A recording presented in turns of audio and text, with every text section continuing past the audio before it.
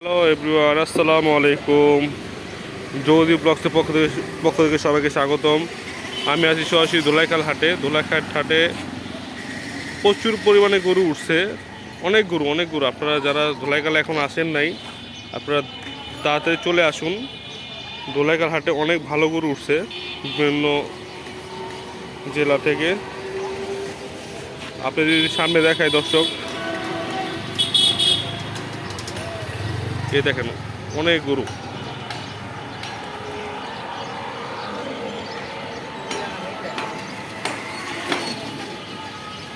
সামনে ছোট গরু আছে।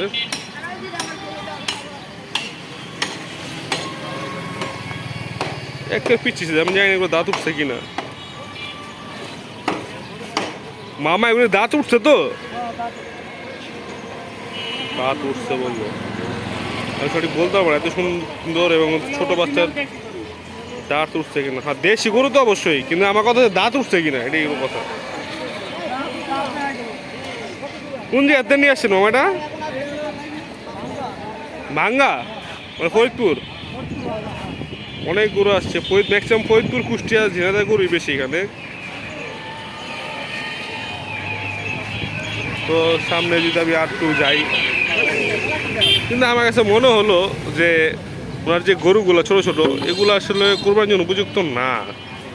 কারণ ব্যাপারী মানুষ বিক্রির জন্য তো এটা কথা বাড়াই বলবে, এটাই স্বাভাবিক। কিন্তু এত ছোট গরু কোরবানির জন্য নিজের জিনিসটা খারাপ দেখা যায়। কারণটা হচ্ছে বাচ্চা গরু তো বাচ্চা গরুই, তাই না? এখন বাচ্চা গরু যদি কোরবানির জন্য নিয়ে আসা হয়, তো জিনিসটা কেমন না?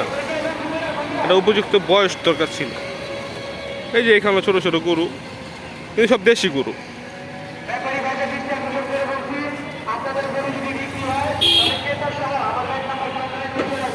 ভাই দাঁত পাত উঠছে তো?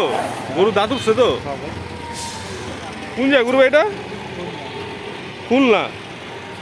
আচ্ছা আচ্ছা আচ্ছা, এটা খুলনার গরু। এত ছোট গরু কোরবানির লেগা কেমন না?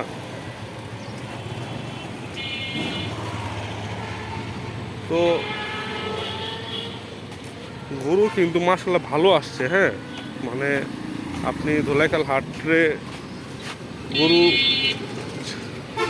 গরুর জন্য ভালোই বলতে পারেন এক্সপিরিয়েন্স। তো সামনে আমি যাই, প্রচণ্ড গরম। আমি নিজেও কিছু আগে গোসল করে আসছি, তারপরও ঘেমে গোসল, মানে পুরো অবস্থা খারাপ। আমি যদি ওই বাজার দেখাই, এখানেও দেশি গরু আছে, সব দেশি গরু। এটা একটা দামুর গরু।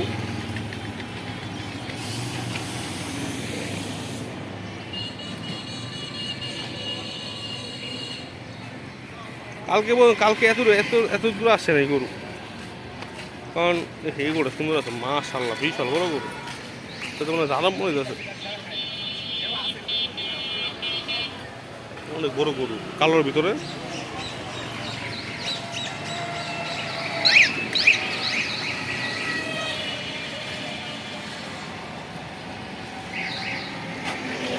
এই একটা গরু, আরটা সুন্দর আছে মাশাআল্লাহ। এই পাগলা মনে হচ্ছে।